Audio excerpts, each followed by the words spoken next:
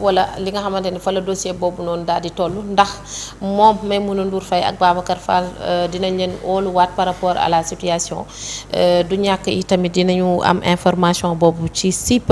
alors beneen mbir yaa ngi wax sànq mbirum plainte et tout Mame Mbaye Niang gis nañ ne tey ji ay avocat am daje woon nañu doon wax ci li nga xam ne moo di dossier bi ko boole ak Ousmane Sonko le premier ministre moom si boppam Mame Mbaye Niang ci ay avocat am daal na déposé li nga xam ne moo di ab plainte bi nag ni nga ma xoolee doy na waate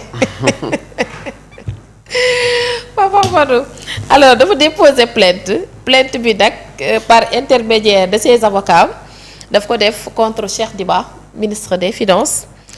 Contre madame Yacine Fall ministre de la jeunesse garde des Sceaux ministre de la justice garde des Sceaux ak ki nga xam moom moo di le premier ministre Ousmane Sonko lim leen di toppe nag wala la mu def ca plainte ba mooy usage de faux association de malfaiteurs et tentative d'escroquerie au jugement plainte bi nag déposé nañ ko bërki démb ci àllarba ji 28 janvier 2026 ci procureur devant le procureur de la République près de l'instant du tribunal de grande instance hors classe de Dakar Bah Diakhaté ak mu administrateur général déggal ñoom ñi nga xamante ne ñoom ñoo di ay avocat ñoom ñoo bind li nga xamante ni moom moo di boobule plainte jébbal ko procureur de la République.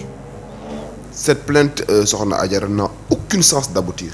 Ah bon? Oui. Ndax lan parce que ñi mu plainte ñoo nekk ci réew wala amul sens. Et quand je dis que cette plainte n'a aucune chance d'aboutir mooy déjà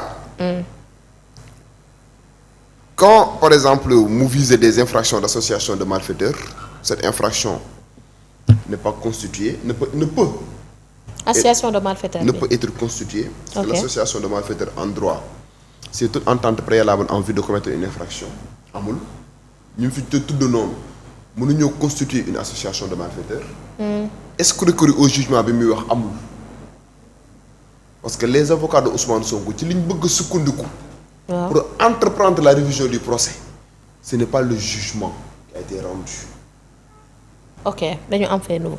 dañoo am un fait nouveau et le fait nouveau c'est le rapport bi nga xamante ne ñoom nee na am nañ que te devant la Cour suprême ils sont prêts à brandir ces rapports là pour que Cour suprême mën leen a jox opportunité ñu tijjiwaat ñu tijjiwaat li nga xam ne moom mooy dossier bi ok te li ci xaw a surprenant waaw. de corroborer en quelque sorte la position qui a été prise par les avocats de Ousmane Sonko mooy ci dossier Prodac bi am na kenn kun révoqué contrôle judiciaire ba demander son placement sous mandat de dépôt waaye ci loolu lañ après sax ci laa bëggoon jox Voilà. muy le cas de Pape Malick Ndour voilà donc li ñu doon wax mooy rapport amul et c'est sur la base de l'inexistence de ce rapport qu'on avait condamné Ousmane Sonko mu dem ba nekk premier ministre et chef de l'administration de surcroît patron de l'administration de surcroît daal di wax sénégalais ni il a à sa disposition le rapport bu amee à sa disposition le rapport la article 92 man lu ma lay wax dama lay jox article article 92 waaw de la loi organique sur la Cour suprême moo ne bu fekkente ne ab dossier clôturé nañ ko ba pare ba mu am li ñu tuddee en droit la force de chose jugée première instance appel Cour suprême waaw ba mu àgg lenn rek moo war a mën a taxaat ñu réviser waat procès bi mooy l'existence d'un élément nouveau nouveau et élément nouveau boobu noonu l'existence de ce rapport là est décisif pour qu'on puisse véritablement entreprendre la réouverture de ce procès. Et je jàpp crois nga ni dina am maanaam ñu ubbiwaat boobu le procès parce que ñoom tamit li ñuy fustiger mooy lu fait que rapport bi nga xamante ni ñoom moom la ñuy wax ni moom la ñu bëgg a jébbal Cour suprême ba ñu mën a tijjiwaat li nga xam moom moo di procès bi mooy rapport bu amul fenn foo xamante ni dafay joxoñ kii di seen client di Mame Mbaye Niang.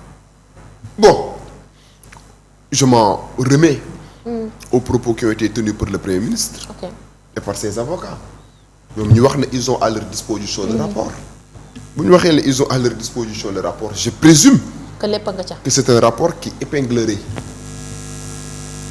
Mame Mbaye Niang d'accord je présume que c'est un rapport qui épinglerait Mame Mbaye Niang bu fekkente ne Ousmane Sonko wax na ko ay avocats am wax ko xanaa sañu ñoo brandir benn rapport boo xamante ne c'est un rapport qui n'a rien à voir avec la gestion de Mame Mbaye Niang je pense pas non attendons de voir la suite de la procédure mais li ma gëm ba gëm ko mooy l'existence d'un fait nouveau est un élément culminant pour qu'on puisse entreprendre la réouverture de ce procès conformément à l'article 92 de la loi organique sur la Cour suprême. Politiquement pour yow lan la nekk di def nii dafay njëkkantu wala c'est quoi le problème ba tax mu bëgg a porter plainte du premier ministre ay ministre de la justice et tout. Bon déjà Mame Mbaye Niang man je pense que le fait que tey jii yow nga am ay dossiers yu lay xaar Sénégal nga daw.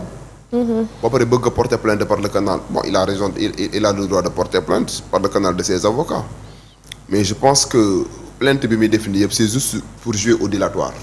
Ok. Mais non il joue au dilatoire ça coule de source mais les infractions visées. Et les personnes visées par cette plainte là yow soxna Adjara tu sais mieux que moi que. waaw ñi mu visé cette plainte là elle ne va pas prospérer quand même dans une république normale qui se respecte. Mame Mbaye Niang li ñu doon xaar ci moom mooy bu fekkente ne jàpp na ne deful dara. dañ ko tooñ. mais il devait. dañoo jàkkaarloo ak ñoom. il devait véritablement se confronter à la justice de son pays par citoyenneté am na ay moromam yu ñu jàppandool ñu dem wuyu ñu ne leen defoo leen dara. mais daw ba pare bëgg nekk à distance di concocter ay plaintes di def yoo xam ne nii voilà c'est des choses yoo xamante ne daal je crois que rehausser wu que. Et cette plainte comme je l'ai dit elle n'a aucune chance d'aboutir.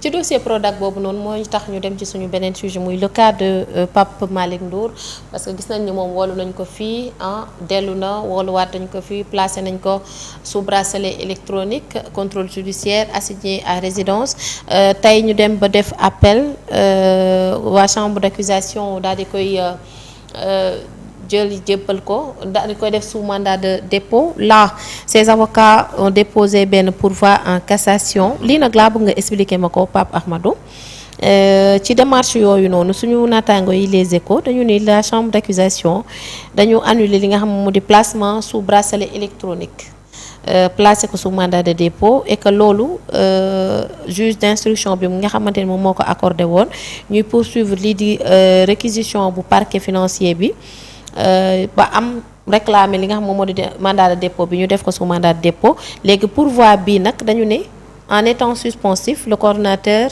maanaam Pape Malick Ndour dafay échapper à la prison. Est-ce que Pape Malick Ndour nii may waxee yow ni mu ngi prison.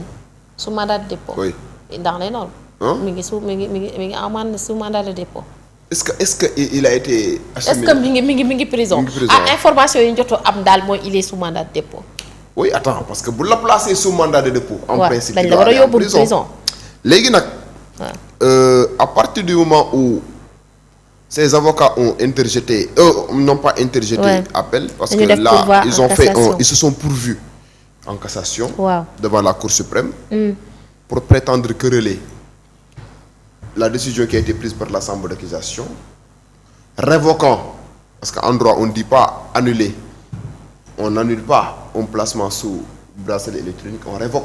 D'accord.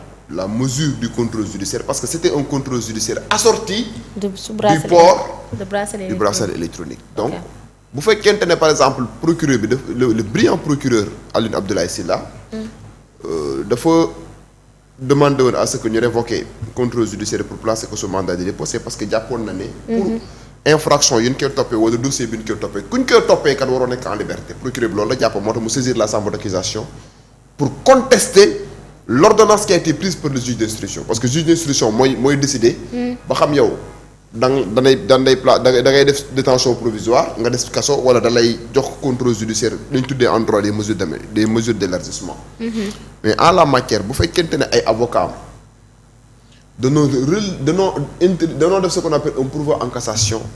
Normalement le pourvoi en cassation dafa war a suspendre. li nga xam ne tey jii moom mooy. mandat de dépôt moom mooy mandat de dépôt. d'accord. le pourvoi en cassation maanaam kon dafay delluwaat këram. dafay delluwaat këram le pourvoi en cassation. am na un caractère suspensif. li amul un caractère suspensif en matière pénale mooy le rabat d'arrêt. d'accord rabat d'arrêt amatul un caractère suspensif bu njëkkoon amoon na un caractère suspensif. mais le pourvoi en cassation a un caractère suspensif. ok mais l'information bi nga xam ne ni amagun ka mooy ba xam mu ngi kaso mais en principe. le pourvoi en cassation dafa am un caractère suspens. et loolu moo waral ñu ne il échappe à la prison. absolument d'accord ba keroog. muy dem Cour suprême di prononcé léegi nag Cour suprême bu prononcé woo ba wax ne li procureur bi wax mooy dëgg. waaw dafa dëggal la révocation bi nga xam ne tey jii nii chambre d'accusation wax na ko. suivant en tout cas la logique du parquet financier bu boobaa nag inéluctablement dañ koy placer sous mandat de dépôt. bu boobaa day dem kaso. mais à partir du moment où ces conseils ont relevé. on fait un pourvoi en cassation. pourvoi en cassation day am un caractère suspensif. Voilà. D'accord kon lu ñu mën a wax rek mooy dañuy xaarandi Cour suprême moom mooy wax ci sooru ki nga xamante ne moom moo di Pape Malick Ndour du ñàkk yi tamit.